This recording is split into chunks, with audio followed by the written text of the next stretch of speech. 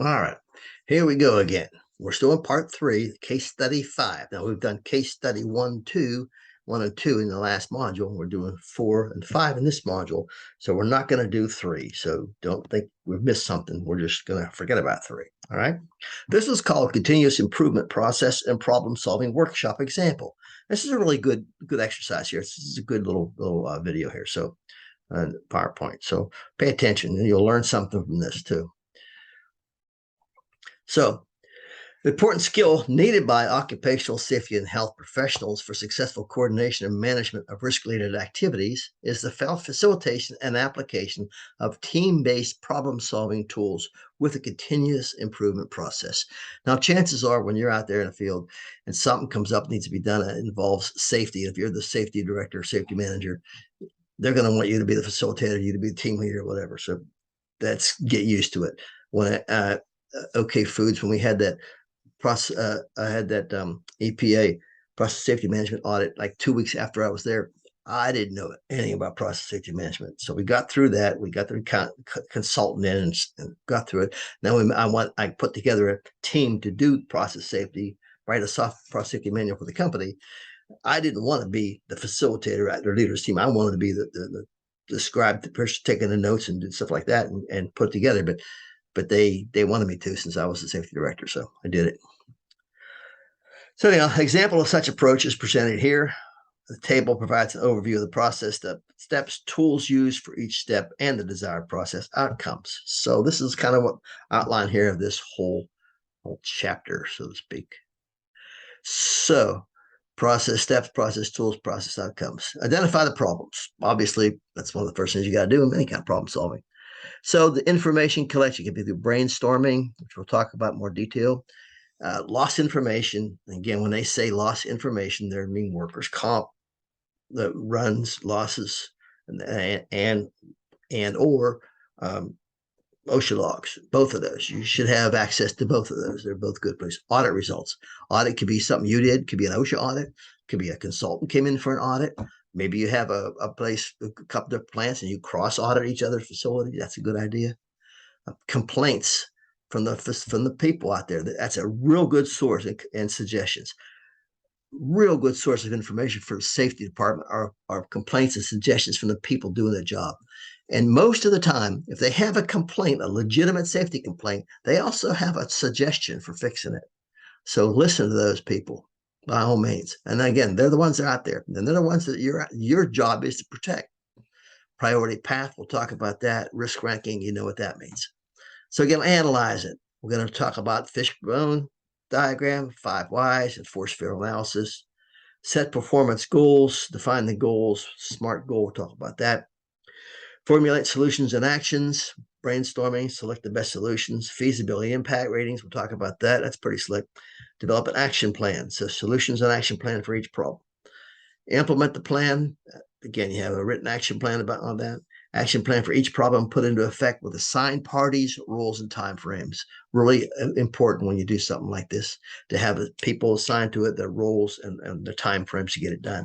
Did they always get it done on timeframes? Of course not, but you got to have them.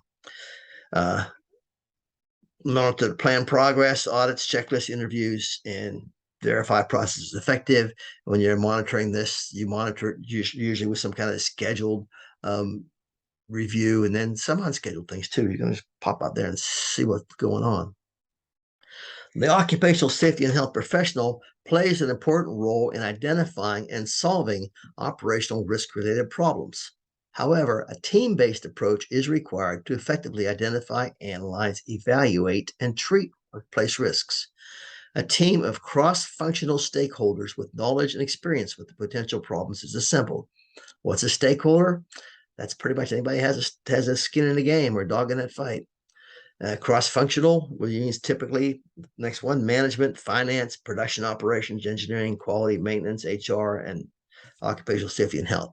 All right, lot management in there, and that, of course, somebody from management should be there. Finance, sometimes if you're going to be something that's that consequential to finance. Production operations, by all means. Engineering, yes. Quality, maybe, could be quality people. Maintenance, definitely.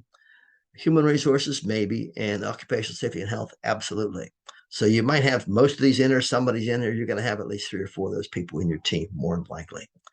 Information collection. The team must have a clear understanding of the general problems facing the organization.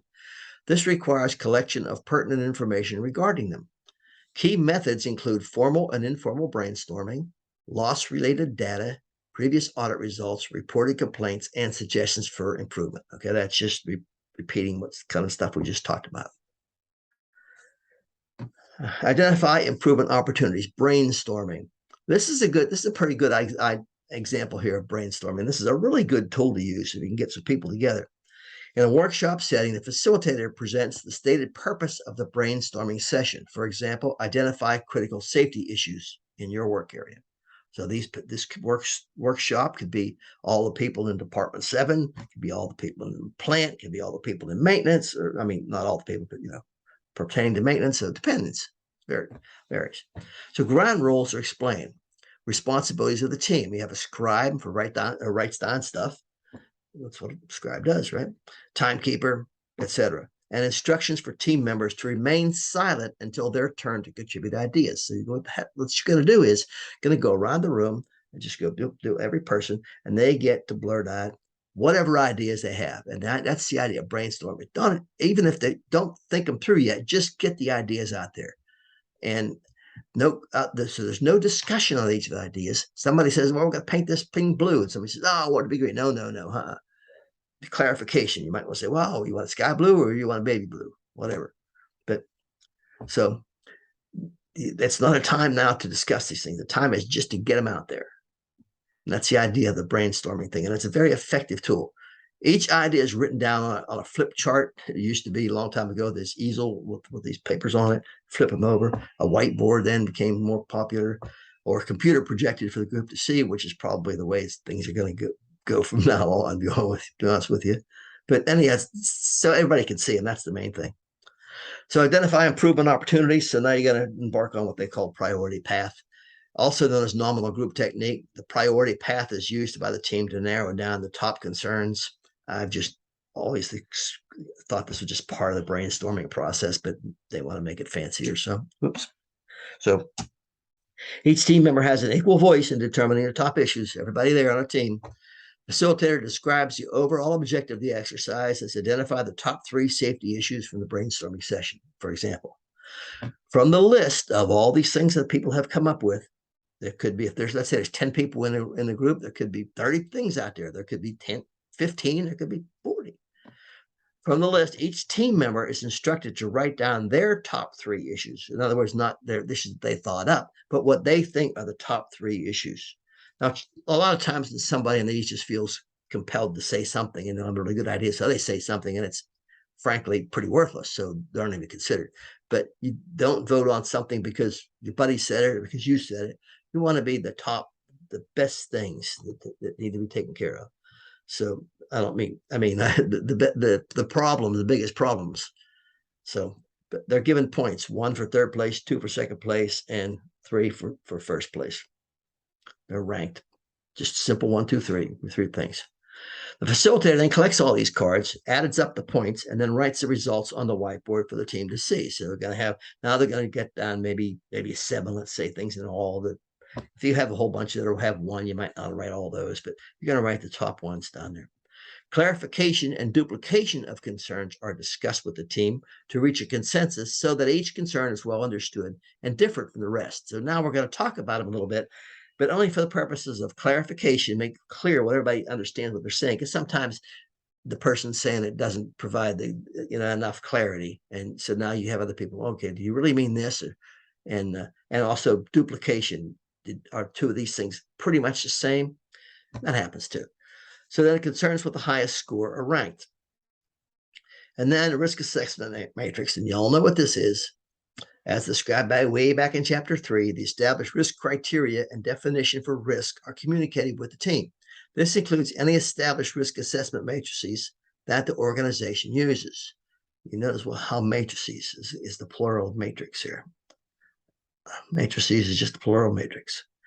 Definition for severity levels, likelihood levels, and risk levels are required to develop the matrix.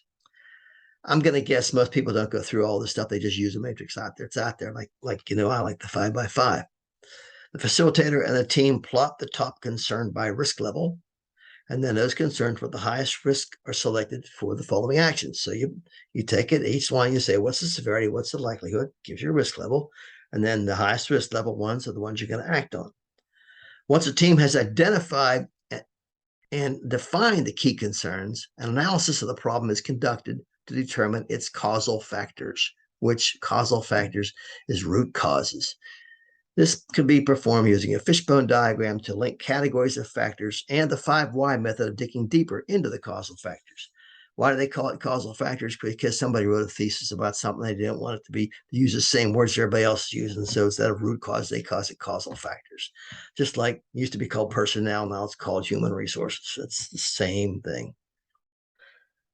Fishbone diagram also frequently is a type of cause and effect analysis, I should say.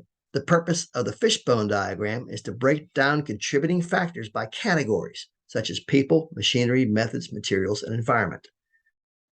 The facilitator environment, I haven't seen that used for too often, but the facilitator displays a fishbone diagram and establishes a clear definition of the problem or concern with the team. The problem is agreed upon and placed in the fishbone as the effect. That's the problem. It used to be called manpower, machinery, methods, and materials when it's called the 4 M's, but you can't say manpower anymore because it has man in it. So it's people, machinery, methods, and materials. The team identifies potential causal factors or root causes that can lead to the defined problem for each category and places these factors in the diagram. Once the discussion is exhausted and the diagram is complete, the facilitator discusses the leading causal factors with the team. A consensus is derived on the primary causal factors, usually 2 or 3. These factors are then further analyzed by the team in the following segments. So this is your typical fishbone diagram. Why do you call it a fishbone diagram? I hope I don't explain it to you. So you have machinery. What could be wrong with machinery? Well, these are just general stuff here. Preventive maintenance maybe is the problem. Maybe the design of the machine is incorrect. The guarding is not there. The technology is different. Methods could be operating procedures. I don't know why they have a special equipment. The sequence maybe isn't right. People, training and education, maybe the communication, involvement, they're just not involved enough.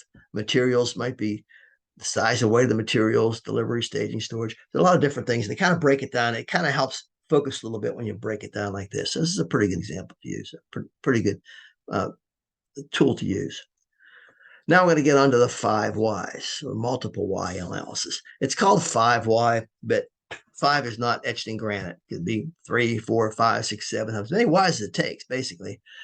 So for each of the selected primary factors discovered in the fishbone diagram, the team uses the 5 why process to drill down to root level or systemic causal factors of the problem. For each factor, the facilitator asks the team why this happens. When an agreed upon answer is produced, the group follows up by asking why this occurred. So each time, or each why, the analysis digs deeper into the underlying causes of the problem. Responses are discussed, agreed upon, or written down as shown in the next slide. Now, one of the reasons for this is it's human nature, I guess, or just laziness. And when something happens, they always want to blame the operator. Operator error. That's, you know why? It's easy to do that. And also, you can fire the operator, problem solved. But if it's not the operator error and you fire the operator, problem's not solved. So you really want to know why. So why did the operator not do this? Well, maybe they weren't trained. Well, why not? Well, our training didn't cover that particular thing. Well, why not?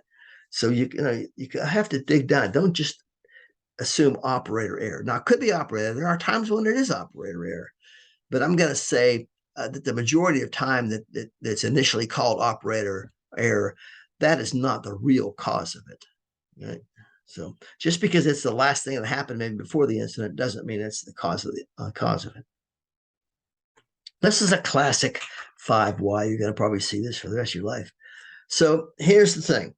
Here's the problem. Somebody slipped and fell and hurt themselves because there's oil on the floor. Well, you don't want oil on the floor, of course. So what's the first thing let's blame the operator. He didn't see the oil on the floor and get it cleaned up. Well, okay, but let's look a little deeper. Why was there oil on the floor? Well, the oil seals in the machine are failing. They're leaking, the oil seals in it. Well, why are the oil seals leaking? Because purchasing obtained the incorrect seals for the machine. They did. Well, why?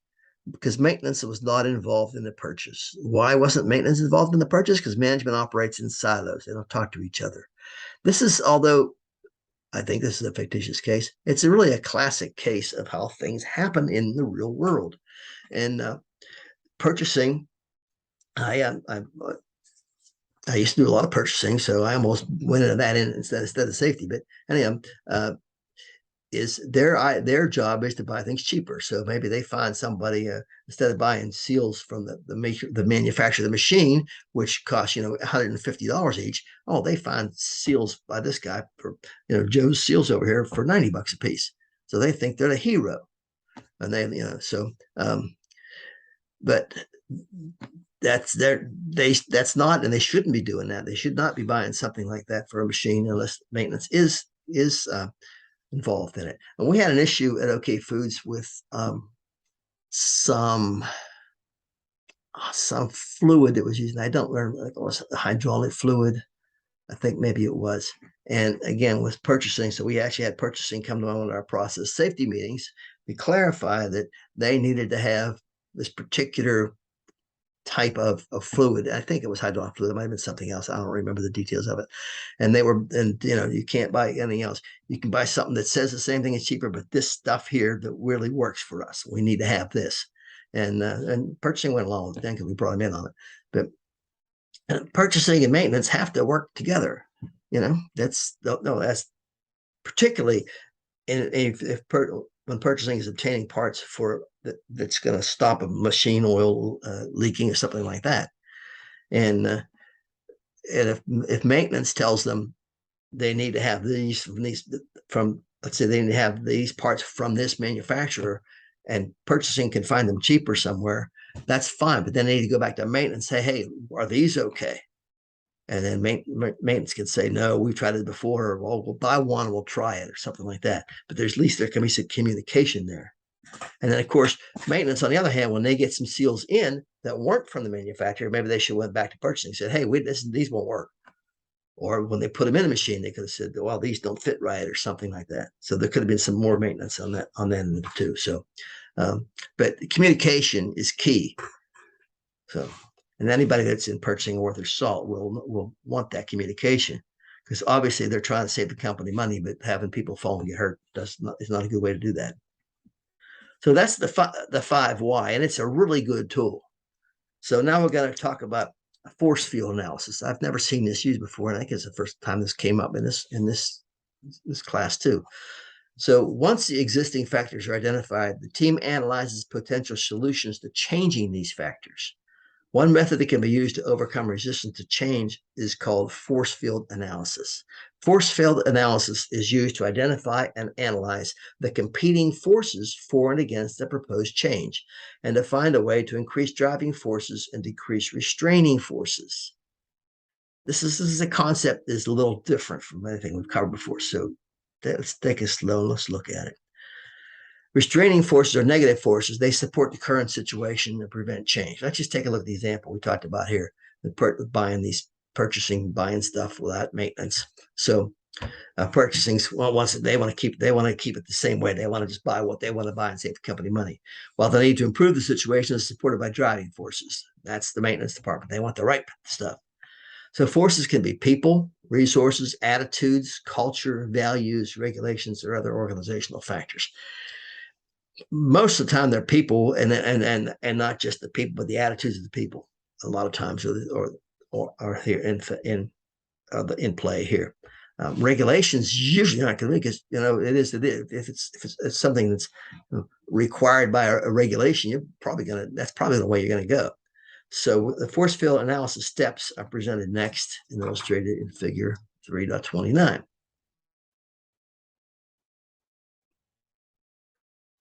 So here's right now. Force field analysis steps. Define the problem. Define the nature of the current situation that needs change. Define the change objectives. Like, all right, the problem here is we need to buy the parts that work on our machine. specific objectives of the desired change to be objectives of the desired change is get the right parts, stop malfunctions. Identify the driving forces. Now, going back to brainstorming, the team identifies the potential reasons or driving forces that support the desired change of the problem. The driving forces are listed on the left side of the force field diagram. In addition, the team determines any relationships among the driving forces that could increase the need for change. Identify the restraining forces. The team then brainstorms to identify current factors or pressures, which are restraining forces that resist any change, and list them on the right side of the force field diagram. Any relationships among the restraining forces are analyzed and discussed. Develop a proposed change strategy. The team then evaluates the balance of pros and cons and reduces or removes the restraining forces. Additional driving forces can be added to strengthen the need for change. By understanding the existing forces that are against the change, the team can suggest change strategies that will support the desired change. Now, you wouldn't be doing this if something didn't go wrong. I mean, if everything is going just hunky-dory, you're not going to go into a bunch of analysis, right? So something happened wrong, and it has to be changed. Something has to change. And so now, and guess what? People, as a rule, don't like change. I'm probably one of those people, actually. It's a rule, but I do accept change if it needs to be done. So here you go, force field analysis tool. Problem statement. Management department operates individually in silos without communicating or collaborating with other departments, causing losses and failures. So the driving forces: improved communication, understanding of needs. Restraining forces: delayed decisions, time is money. In other words, it'll take longer to do this. Increased buy-in, driving force, and ownership among stakeholders. And buy-in and ownership among stakeholders. That's a good idea, because you want people that are stakeholders. Again, those are the ones that have the dog in the fight. There's a lot of people that are stakeholders, but you want them to have buy-in. I want them to have an ownership of the problem, of not just the problem, but the whole thing, really. So interference, there should no interference with other departments may occur. We know best. Improved outcomes from mutually agreed upon decisions. And we have always done it this way. Purchase, leave us alone. We've always done it this way. We know what we're doing. How many times I've told you we have always done it this way, and it's after an accident.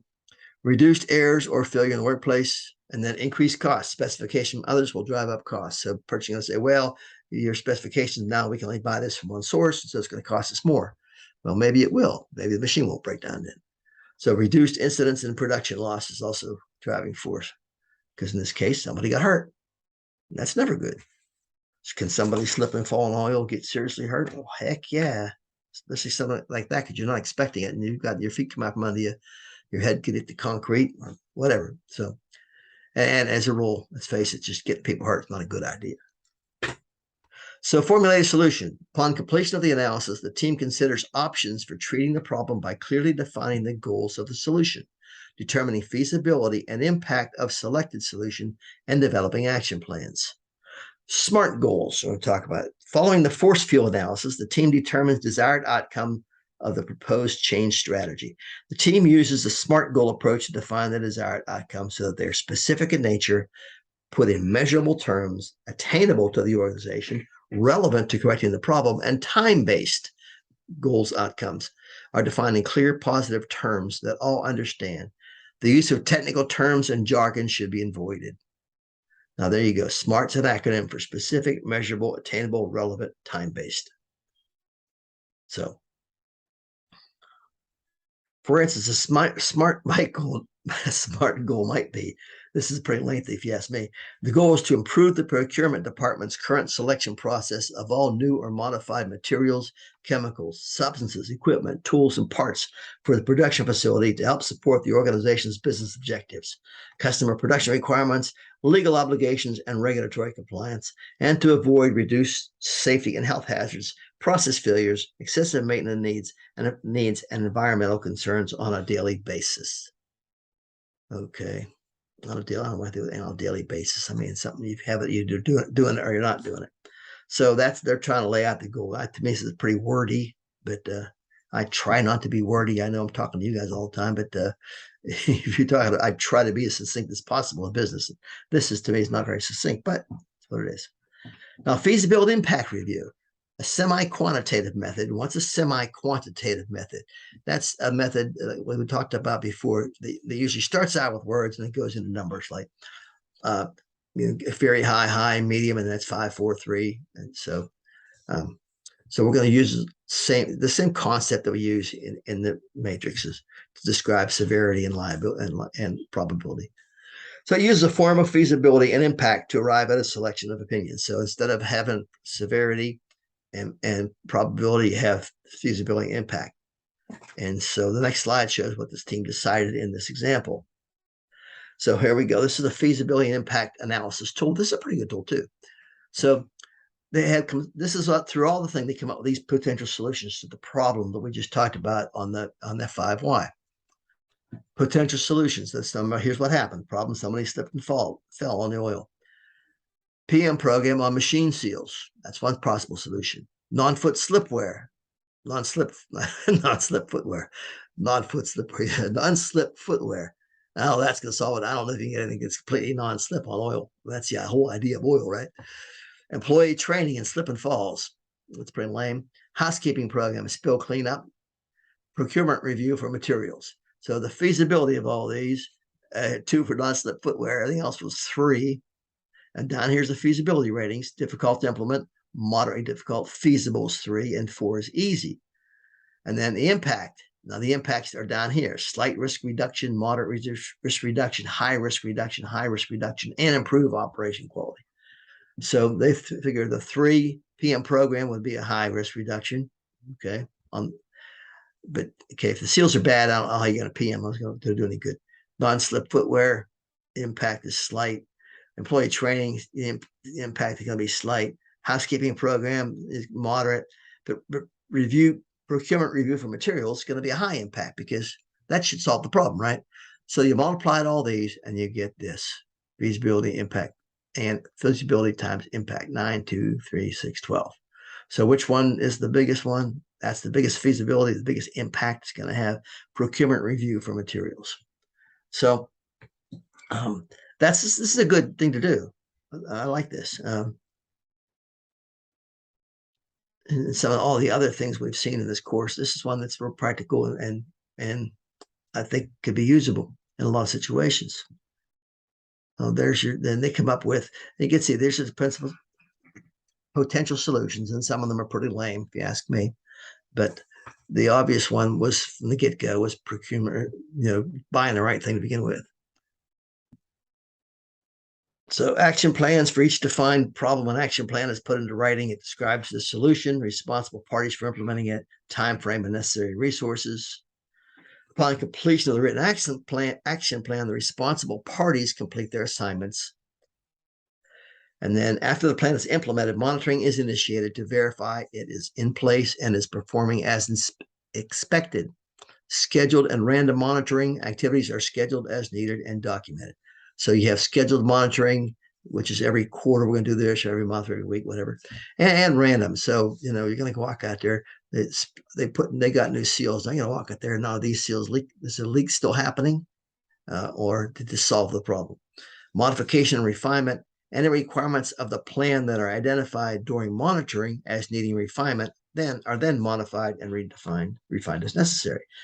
You don't always get something right the first time. Sometimes you'll have to be refined or modified a little bit. And that's just in life.